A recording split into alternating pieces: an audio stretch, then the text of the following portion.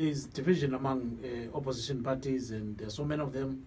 So now, the more the merrier. The more the merrier, right? That's democracy. Yeah, absolutely. What's the way forward for feuding MDC factions? Oh, we have no problem. We you know, the matter is sub judice. I do not want to speak too much about what is happening in the courts. As a lawyer myself, I do not want to be seen to be in contempt of court. We are waiting for the court process to run its course. We are ready for it. We've always been ready for it. We believe that what we have done from day one is the right thing constitutionally, that what we have done is the right thing, and we are absolutely convinced that at the end of the day we're going to be vindicated. And right now we're taken to court by our former colleagues. They took us to court to say that we should stop using the name MDCT, we should stop using the logos. They failed because the court says at the end of the day the issue of legitimacy is central to the dispute between the two.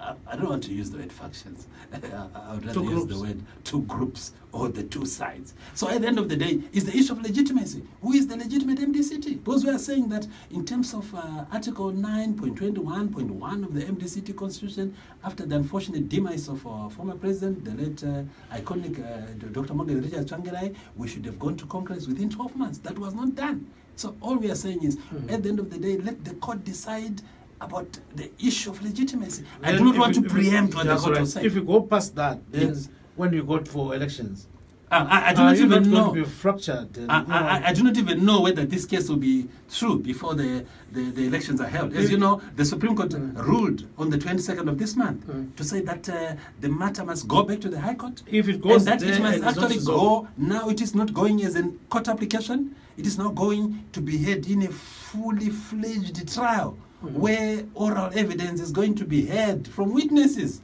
And on our side, we are able to call not less than 250 witnesses. If it's not concluded before the elections, what is going to happen? Yeah, we were just proceeding, because right now there's nothing to stop us from using the name MDCT. If, let's say, you are stopped 2 days before the elections, what happens? I don't want to believe that will happen. If it happens. If it happens, you know what happens? A legal process, especially if it's a court trial, where you lead evidence orally, it can take a very long time. Because whoever is going to win or is going to lose that case might feel unhappy and might want to appeal. And say you lose the case 2 days before the nomination court and you file an appeal.